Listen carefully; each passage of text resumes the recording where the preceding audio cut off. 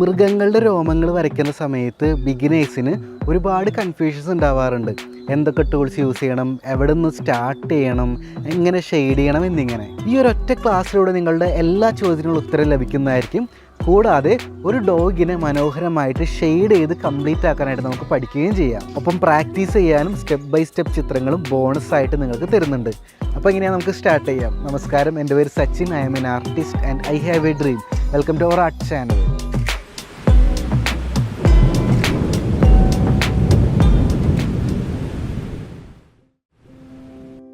Step 1, outline. എല്ലാ ഡ്രോയിങ്ങിലും നമ്മൾ ചെയ്യുന്ന പോലെ തന്നെ ഈ ഒരു ഡ്രോയിങ്ങും ഒരു HB പെൻസിൽ ഉപയോഗിച്ച് ഔട്ട്ലൈൻ ചെയ്താണ് സ്റ്റാർട്ട് ചെയ്യുന്നത്.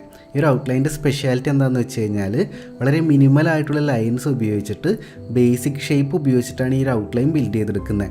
നമ്മൾ ഈ ഒരു ചിത്രത്തിൻ്റെ ലാസ്റ്റ് സ്റ്റേജിൽ ഫിനിഷിങ്ങിലായിരിക്കും കൂടുതൽ ഡീറ്റെയിലിങ്ങിലോട്ട് ഫോക്കസ് കൊടുക്കുന്നുണ്ടായിരിക്കുക. ഈ ഒരു സ്റ്റേജിൽ ബേസിക് ഷേപ്പിലോട്ട് മാത്രമാണ് നമ്മൾ ഫോക്കസ് ചെയ്യുന്നത്. ഇത്തരത്തിൽ ഔട്ട്ലൈൻ കൊടുക്കുന്ന സമയത്ത് ശ്രദ്ധിക്കേണ്ട കാര്യം എന്താണെന്ന് വെച്ച് കഴിഞ്ഞാൽ പെൻസിൽ നല്ല രീതിയിൽ ഷാർപ്പൻ ചെയ്തിട്ട് വളരെ ലൈറ്റായിട്ടുള്ള ലൈൻസ് ഇടാനായിട്ട് ശ്രദ്ധിക്കുക. കൂടാതെ ഇവിടെ നോക്കിയാൽ നിങ്ങൾക്ക് മനസ്സിലായിരിക്കും ഞാനധികം ഇറേസ് ഒന്നും ചെയ്തിട്ടില്ല. പ്രത്യേകിച്ച് ഷെയ്ഡിങ് ചെയ്യുന്ന ചിത്രങ്ങളാണെങ്കിൽ ഫസ്റ്റ് സ്റ്റെപ്പ് ഔട്ട്ലൈനിൽ മാക്സിമം ഇറേസിങ് കുറയ്ക്കുകയാണെങ്കിൽ പേപ്പറിൻ്റെ ക്വാളിറ്റി നിലനിർത്താനും ഷെയ്ഡിങ് കുറേ കൂടി ബെറ്റർ ആവാനും അത് നിങ്ങളെ ഹെൽപ്പ് ചെയ്യും. Step number 2, hatching.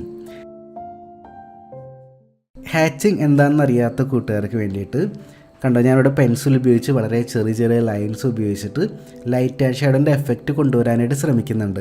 ഈ ഒരു പ്രോസസ്സിനെയാണ് ഹാച്ചിങ് എന്ന് വിളിക്കുന്നുണ്ടായിരിക്കുക. ഡിഫറെൻറ്റ് ടൈപ്പിലുള്ള ഹാച്ചിങ് മെത്തേഡ്സ് ഉണ്ട്. ഇവിടെ ഞാൻ കൂടുതലും യൂസ് ചെയ്യുന്നത് പാരലൽ ഹാച്ചിങ് മെത്തേഡിലാണ്. ഇവിടെ ശ്രദ്ധിക്കേണ്ട കാര്യം, നോർമലി ഒരു പെൻസിൽ ഡ്രോയിങ്ങിൻ്റെ ആ ഒരു സ്റ്റെപ്പ് ബൈ സ്റ്റെപ്പ് പ്രോസസ്സ് അല്ല നമ്മളിവിടെ ഫോളോ ചെയ്യുന്നത്. ഞാനിവിടെ ആദ്യം ഡാർക്ക് ഷെയ്ഡാണ് അപ്ലൈ ചെയ്യുന്നത്. നമുക്ക് ഇഷ്ടമുള്ള പോലെ പല ചിത്രങ്ങളിലും പല മെത്തേഡുകൾ നമ്മൾ യൂസ് ചെയ്യാറുണ്ട് അല്ലേ. അപ്പോൾ ഇവിടെ ഞാൻ യൂസ് ചെയ്യുന്നത് ആദ്യം ഡാർക്ക് ഷെയ്ഡ് അപ്ലൈ ചെയ്തിട്ട് കണ്ടിന്യൂ ചെയ്യുന്നൊരു മെത്തേഡാണ്. അപ്പോൾ ഞാൻ ഈ ഹാച്ചിങ് മെത്തേഡിൽ ഡാർക്കായിട്ടുള്ള പെൻസിലാണ് എടുത്തിരിക്കുന്നത്. കൂടാതെ ഈ ഒരു ചിത്രത്തിൻ്റെ ഹൈലൈറ്റിനെ കുറിച്ചും ലൈറ്റ് ടോണിനെ കുറിച്ചും ഞാൻ ബോദർ ചെയ്യുന്നില്ല. ഡാർക്ക് ഷാഡോസിനെ കുറിച്ച് മാത്രമേ ബോദർ ചെയ്യുന്നുള്ളൂ. ആ ഒരു ഡോഗിൻ്റെ ഹെയറിൻ്റെ അകത്ത് വരുന്ന ഷാഡോസ് എവിടേക്കാണ് അത് ഞാനൊരു ഹാച്ചിങ് മെത്തേഡ് ഉപയോഗിച്ചിട്ട് ഷെയ്ഡ് ചെയ്തെടുക്കുകയാണ് ചെയ്യുന്നത്. ഇത്തരത്തിൽ ഡോഗിനെയും അതുപോലെ തന്നെ ഹെയറുള്ള അനിമൽസിനെയും വരയ്ക്കുന്ന സമയത്ത് നമ്മൾ ഏറ്റവും കൂടുതൽ ഫോക്കസ് കൊടുക്കേണ്ട ഏരിയ ആ ഒരു ഹെയേഴ്സിൻ്റെ ലൈറ്റ് ആൻഡ് ഷാഡോയിലായിരിക്കണം. കാരണം ആ ഒരു ഹെയർ തന്നെ അത് ഏതാണ് അനിമലെന്നും അതേത് ബ്രീഡാണെന്നും കാണുന്ന കാഴ്ചക്കാരനെ മനസ്സിലാക്കാനുള്ള ആ ഒരു പൊട്ടൻഷ്യൽ ആ ഹെയറിൻ്റെ ആ ഒരു ടൈപ്പിനുണ്ട്. ഡോഗിൻ്റെ കാര്യം എടുത്താൽ തന്നെ ഡിഫറെൻറ്റ് ബ്രീഡുകളിൽ ഷോർട്ടായിട്ടുള്ള ഹെയേഴ്സും ലോങ് ആയിട്ടുള്ള ഹെയേഴ്സും കേളി ആയിട്ടുള്ള ഹെയേഴ്സും ഡബിൾ കോട്ട് എന്ന് പറയുന്ന ഡിഫറെൻറ്റ് ടൈപ്പുള്ള ഹെയേഴ്സ് എല്ലാം ഡോഗിൻ്റെ അകത്ത് വരുന്നുണ്ട്. ഓരോ ഡോഗും ജീവിക്കുന്ന അതിൻ്റെ ചുറ്റുപാടിനനുസരിച്ചിട്ട് അതിന് സർവൈവ് ചെയ്യാൻ വേണ്ടിയിട്ടാണ് ഇത്തരത്തിൽ ഡോഗിൻ്റെ ഹെയേഴ്സ് രൂപാന്തരപ്പെടുത്തിയിട്ടുണ്ടായിരിക്കുക. അതുകൊണ്ട് തന്നെ ഓരോ സ്ഥലത്തെയും ഡോഗിന് ഓരോ ബ്രീഡിനും ഡിഫറെൻ്റ് ആയിട്ടുള്ള ഹെയർ ആയിരിക്കും ഉണ്ടായിരിക്കുക. ആ ഹെയേഴ്സിനെ കുറിച്ചൊന്ന് പൊടിക്ക് മനസ്സിലാക്കിയിട്ട് ചെയ്യുകയാണെങ്കിൽ നമ്മുടെ ചിത്രം കുറേ കൂടി ബെറ്ററായിട്ട് മാറ്റിയെടുക്കാനായിട്ട് തീർച്ചയായിട്ടും നമുക്ക് സാധിക്കും. അത് ഡോഗിനെ വരയ്ക്കുമ്പോൾ മാത്രമല്ല കേട്ടോ, രോമമുള്ള ഏത് അനിമലിനെ വരയ്ക്കുകയാണെങ്കിലും അതിൻ്റെ ഹെയേഴ്സിനെ കുറിച്ച് പഠിക്കാനും അതിൻ്റെ ബ്രീഡിനെ കുറിച്ച് പഠിക്കാനും അല്ലെങ്കിൽ ആ അനിമലിനെ കുറിച്ച് ഡീപ്പായിട്ട് പഠിക്കാനും ആ രോമങ്ങളിൽ വരുന്ന പാറ്റേൺസിനെ കുറിച്ച് പഠിക്കാനും അതിൽ വരുന്ന ലൈറ്റ് ആൻഡ് ഷാഡോ ഒബ്സർവ് ചെയ്ത് ഷെയ്ഡ് ചെയ്യുകയാണെങ്കിൽ കുറേ കൂടി ബെറ്ററായിട്ട് ആ ഒരു ചിത്രം നിങ്ങൾക്ക് കംപ്ലീറ്റ് ആക്കാനായിട്ട് സാധിക്കും. Step number 3, contrast. കോൺട്രാസ്റ്റ് എന്ന് വെച്ച് കഴിഞ്ഞാൽ ഞാൻ പറഞ്ഞുതരാം. ഇവിടെ ഞാൻ എന്താ വരയ്ക്കുന്നതെന്ന് അറിയാമോ? ഞാൻ ഈ ഡോഗിൻ്റെ കണ്ണാണ് വരയ്ക്കുന്നത്. ഡോഗിൻ്റെ കണ്ണിനൊരു സ്പെഷ്യാലിറ്റി ഉണ്ട്. ഡോഗിന് 3 ഐലിഡ് ഉണ്ട്. നമുക്കൊക്കെ മനുഷ്യന്മാർക്ക് അപ്പർ ആൻഡ് ലോവർ ഐലിഡ് ആണുള്ളത് അല്ലേ. പക്ഷേ ഡോഗിന് ടോട്ടൽ 3 ഐലിഡ് ഉണ്ട്. ഡോഗിന് അപ്പർ ഐലിഡ് ഉണ്ട്, ലോവർ ഐലിഡ് ഉണ്ട് ആൻഡ് ഒരു 3rd ഐലിഡും കൂടി ഉണ്ട്. അതിനെ ഹോ എന്നാണ് പറയുന്നത്. അതിൻ്റെ സയൻറ്റിഫിക് നെയിം ഞാൻ താഴെ ഇവിടെ എഴുതി കാണിക്കുന്നുണ്ട് കേട്ടോ. അത്തരത്തിലുള്ള ഡോഗിൻ്റെ കണ്ണാണ് ഞാനിവിടെ വരയ്ക്കുന്നത്. നേരത്തെ പറഞ്ഞ കോൺട്രാസ്റ്റ് എന്നുള്ള വേർഡിൻ്റെ മീനിങ് ഞാൻ പറഞ്ഞുതരാം. ഇവിടെ നിങ്ങൾക്ക് നോക്കിക്കഴിഞ്ഞാൽ മനസ്സിലാവും. ഞാൻ ആ ഡോഗിൻ്റെ കണ്ണിൻ്റെ അകത്തുള്ള ഡാർക്ക് ഷെയ്ഡ് കുറച്ചും കൂടി ഡാർക്കായിട്ട് ചെയ്യുന്നുണ്ട്. അത് ആ ഡോഗിൻ്റെ കണ്ണിന് നല്ലൊരു കോൺട്രാസ്റ്റ് കിട്ടാനായിട്ട് ഹെൽപ്ഫുള്ളായിരിക്കും. അതായത് ഡോഗിൻ്റെ കണ്ണിൻ്റെ ചുറ്റുപാടുമുള്ള ഭാഗങ്ങൾ കുറച്ചുകൂടി ലൈറ്റ് ടോണും കണ്ണിൻ്റെ അകത്ത് വരുന്ന ഡാർക്ക് ഷാഡോസ് കുറച്ചും കൂടി ഡെപ്തിലുള്ള ഷാഡോസ് ആവുന്ന സമയത്ത് ചുറ്റുപാടും കണ്ണും തമ്മിൽ നല്ലൊരു കോൺട്രാസ്റ്റ് കിട്ടാനും കാണുന്ന കാഴ്ചക്കാരൻ്റെ ശ്രദ്ധ കൂടുതൽ കണ്ണിലേക്ക് ഫോക്കസ് കൊടുക്കാനും ഹെൽപ്പ് ചെയ്യും. അപ്പോൾ ആ ഒരു വേർഡ് മറക്കണ്ട, കോൺട്രാസ്റ്റ്. Step number 4, powder. നിങ്ങൾ ആലോചിക്കുന്നുണ്ടായിരിക്കും എന്താണ് പൗഡർ എന്നല്ലേ. ഇവിടെ ഞാനൊരു ഗ്രാഫൈറ്റ് പൗഡറാണ് യൂസ് ചെയ്യുന്നത്, ഒരു ബ്രഷും യൂസ് ചെയ്യുന്നുണ്ട്. അത് ഉപയോഗിച്ചിട്ടാണ് ഞാൻ ഇവിടെ ആ ഒരു ലൈറ്റ് ടോൺ അല്ലെങ്കിൽ ആ ഒരു മിഡിൽ ടോൺ പോലെ തോന്നുന്ന ഭാഗങ്ങൾ ഫുള്ളായിട്ട് ഷെയ്ഡ് ചെയ്തെടുക്കുന്നുണ്ടായിരിക്കുക. ഓർക്ക് ഇവിടെ ഞാൻ ഹൈലൈറ്റ് ആയിട്ട് വൈറ്റ് ഭാഗങ്ങൾ ഒഴിച്ചിടുന്നില്ല, അത് അടുത്ത സ്റ്റെപ്പിലാണ് ഞാൻ ചെയ്യുന്നത്. അതുകൊണ്ട് തന്നെ ഈ ഒരു സ്റ്റെപ്പ് വളരെ പെട്ടെന്ന് തന്നെ നിങ്ങൾക്ക് കംപ്ലീറ്റ് ആക്കാനായിട്ട് സാധിക്കും. നോർമലി ചിത്രം ഷെയ്ഡ് ചെയ്യുന്ന സമയത്ത് ഏറ്റവും കൂടുതൽ ടൈം എടുക്കുന്നുണ്ടായിരിക്കുക ചിത്രത്തിൻ്റെ ലാർജ് ആയിട്ടുള്ള ഭാഗങ്ങൾ ഷെയ്ഡ് ചെയ്ത് കംപ്ലീറ്റ് ആക്കുന്നതിലാണ് അല്ലേ. പക്ഷേ ഇത്തരത്തിൽ ഈ ഒരു സ്റ്റെപ്പ് ബൈ സ്റ്റെപ്പ് പ്രോസസ്സിലൂടെ നിങ്ങൾ ചെയ്യുകയാണെങ്കിൽ ഏറ്റവും ലാർജ് ആയിട്ടുള്ള ഭാഗങ്ങളിൽ ഈ ഒരു ടോണാണ് വരുന്നുണ്ടായിരിക്കുക. അതുകൊണ്ട് തന്നെ ഗ്രാഫൈറ്റ് പൗഡർ ഉപയോഗിച്ചിട്ട് വളരെ പെട്ടെന്ന് തന്നെ വേറെ കാര്യങ്ങളൊന്നും ആലോചിച്ച് കൺഫ്യൂസ്ഡ് ആക്കാതെ വളരെ പെട്ടെന്ന് തന്നെ നിങ്ങൾക്ക് ഈ ഒരു ചിത്രം കംപ്ലീറ്റ് ആക്കാനായിട്ട് സാധിക്കും. ഇത് യൂസ് ചെയ്യുന്ന സമയത്ത് ശ്രദ്ധിക്കേണ്ട കാര്യങ്ങൾ, ഒന്നാമത്തെ കാര്യം ഗ്രാഫൈറ്റ് പൗഡർ ഷോപ്പുകളിൽ വാങ്ങാനായിട്ട് കിട്ടുന്നുണ്ട്. അല്ലെങ്കിൽ നിങ്ങളുടെ കയ്യിലുള്ള ഗ്രാഫൈറ്റ് പെൻസിൽ പൊടിച്ചിട്ടും ഗ്രാഫൈറ്റ് പൗഡർ ക്രിയേറ്റ് ചെയ്യാനായിട്ട് സാധിക്കും. ഡിഫറെൻറ്റ് ഗ്രേഡുള്ള പെൻസിൽ പൊടിക്കുമ്പോൾ ഡിഫറെൻറ്റ് ഷെയ്ഡുള്ള ഗ്രാഫൈറ്റ് പൗഡർ ആയിരിക്കും നമുക്ക് ലഭിക്കുന്നുണ്ടായിരിക്കുക. അത് ഒരു ഡ്രൈ ബ്രഷ് ഉപയോഗിച്ചിട്ട്, ഈ ഒരു ബ്രഷിൽ വെള്ളവും കാര്യങ്ങളൊന്നും ഇല്ല കേട്ടോ, ഡ്രൈ ആയിട്ടുള്ള ബ്രഷ് ഉപയോഗിച്ചിട്ട് വളരെ സോഫ്റ്റായിട്ട് പേപ്പറിൻ്റെ മുകളിലൂടെ ഇങ്ങനെ അപ്ലൈ ചെയ്യുന്ന സമയത്താണ് ഈ ഒരു എഫക്റ്റ് നമുക്ക് കിട്ടുന്നുണ്ടായിരിക്കുക. അപ്പോൾ നെക്സ്റ്റ് ടൈം ഗ്രാഫൈറ്റ് പൗഡർ ഉപയോഗിക്കാത്തവരുണ്ടെങ്കിൽ നിങ്ങൾ തീർച്ചയായിട്ടും അതൊന്ന് ട്രൈ ചെയ്ത് നോക്കിക്കോളൂ. നിങ്ങൾ ഈ വീഡിയോ വെറുതെ കണ്ടുകൊണ്ടിരിക്കുകയാണെങ്കിൽ ചെറിയൊരു ടിപ്പ് തരാം. നമുക്കിപ്പോൾ യൂട്യൂബിലും ഇൻസ്റ്റഗ്രാമിലും ഫേസ്ബുക്കിലൊക്കെ ഒരുപാട് ഇൻഫർമേഷൻ കിട്ടുന്നുണ്ടല്ലേ.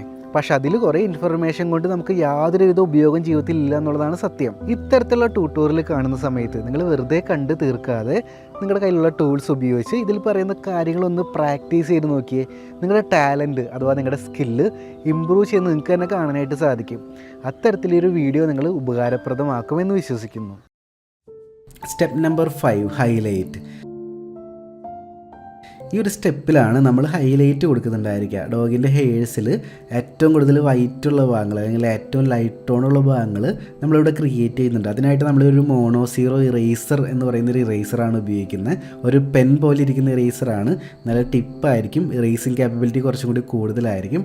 അതുകൊണ്ട് തന്നെ പെട്ടെന്ന് നമ്മൾ നേരത്തെ കൊടുത്ത ഗ്രാഫൈറ്റ് പൗഡർ കൊണ്ട് കൊടുത്ത ആ ഒരു ലൈറ്റ് ടോൺ അല്ലെങ്കിൽ മിഡിൽ ടോൺ ഒക്കെ ഉണ്ടല്ലോ, അത് പെട്ടെന്ന് ഇറേസ് ചെയ്ത് ഹെയർസിൻ്റെ ഒരു ഫീല് കൊണ്ടുവരാനായിട്ട് നമുക്ക് ഈ ഒരു പ്രോസസ്സിലൂടെ സാധിക്കും. ഈ ഒരു സ്റ്റെപ്പിൽ ശ്രദ്ധിക്കേണ്ട കാര്യം എന്താണെന്ന് വെച്ച് കഴിഞ്ഞാൽ, വെറുതെ ഹൈലൈറ്റ് ഇട്ട് കഴിഞ്ഞാൽ ഭംഗി ഉണ്ടാവില്ല. ആ ഹെയർസ് വളരുന്ന ഡയറക്ഷൻ നോക്കണം. ആ ഹെയർസിൽ എവിടെയൊക്കെയാണ് ഹൈലൈറ്റ് വീഴുന്നതെന്ന് മനസ്സിലാക്കിയിട്ട് ആ ഒരു ഭാഗങ്ങൾ മാത്രമായിരിക്കും ഇറേസ് ചെയ്യേണ്ടത്. പിന്നെ ചില രോമങ്ങൾ പ്യുവർ വൈറ്റ് ആയിരിക്കും, അതൊക്കെ കൃത്യമായിട്ട് ഇറേസർ ഉപയോഗിച്ച് നമുക്ക് വരച്ചെടുക്കാനായിട്ട് സാധിക്കും. അപ്പോൾ ഈ ഒരു പ്രോസസ്സ് ടൈം എടുത്ത് ശ്രദ്ധിച്ച് ചെയ്ത് കഴിഞ്ഞാൽ ഹെയർസ് പതിയെ റിയലിസ്റ്റിക് ആയിട്ട് വരുന്നത് നിങ്ങൾക്ക് തന്നെ കാണാനായിട്ട് സാധിക്കും. Step number 6, finishing. ഈ ഒരു സ്റ്റേജാണ് നമ്മുടെ ഈ ഒരു ഡ്രോയിങ്ങിൻ്റെ ഏറ്റവും ഇമ്പോർട്ടൻ്റ് ആയിട്ടുള്ള സ്റ്റേജ് എന്ന് വേണമെങ്കിൽ വിളിക്കാം. ഏറ്റവും കൂടുതൽ ടൈം ഇൻവെസ്റ്റ് ചെയ്തൊരു സ്റ്റേജ് ഈ ഒരു ഫിനിഷിംഗ് എന്ന് പറയുന്നൊരു സ്റ്റേജ് തന്നെയാണ്. ഇവിടെ ഞാൻ യൂസ് ചെയ്യുന്നത് ഒരു ചാർക്കോൾ പെൻസിലാണ്. എന്തുകൊണ്ട് ചാർക്കോൾ പെൻസിൽ എന്ന് ചോദിച്ചു കഴിഞ്ഞാൽ, ഏറ്റവും ഡാർക്കസ്റ്റ് ആയിട്ടുള്ള ഷാഡോസ്, നല്ല ബ്ലാക്ക് പോലത്തെ ഷാഡോസ് ചെയ്യാനായിട്ട് ഏറ്റവും ബെസ്റ്റ് ചാർക്കോൾ പെൻസിലാണ്. അതുകൊണ്ട് തന്നെ ഞാൻ ചാർക്കോൾ പെൻസിൽ ഉപയോഗിച്ചിട്ട് ഡോഗിൻ്റെ മൂക്കിൻ്റെ അവിടെയുള്ള ഹോൾസ് ഉണ്ടല്ലോ, അതൊക്കെ നല്ല രീതിയിൽ ഡാർക്കായിട്ട് കൊടുക്കുന്നുണ്ട്.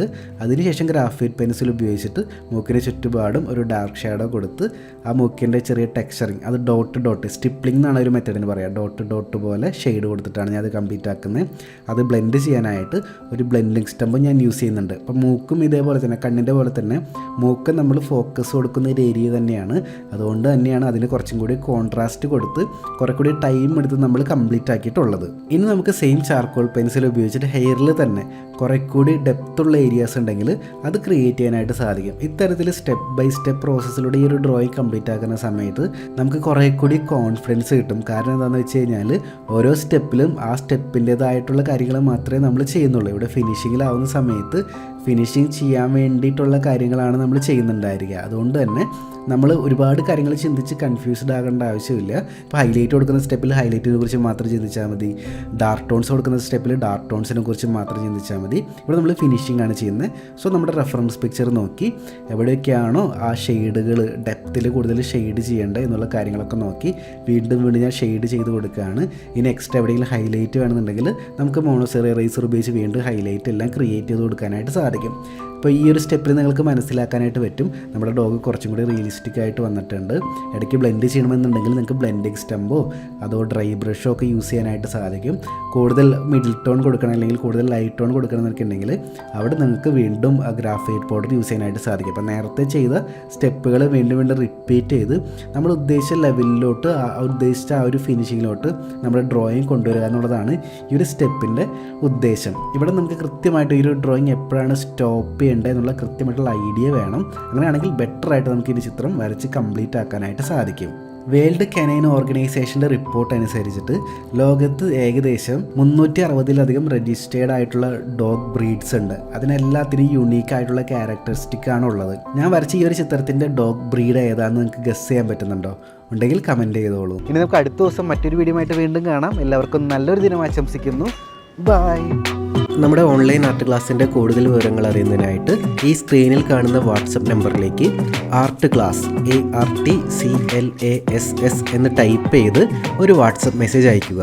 അതിനുശേഷം വാട്സപ്പിലൂടെ തന്നെ നിങ്ങളുമായിട്ട് ഇൻട്രാക്ട് ചെയ്തതിന് ശേഷം നിങ്ങൾക്ക് യോജിച്ച ആർട്ട് കോഴ്സിൻ്റെ ഡീറ്റെയിൽസ് ഞങ്ങൾ ഷെയർ ചെയ്യുന്നുണ്ടായിരിക്കും. സോ ആ സ്റ്റെപ്പ് ഫോളോ ചെയ്യുക, എന്നിട്ട് ക്ലാസ്സിലോട്ട് ജോയിൻ ചെയ്യുക.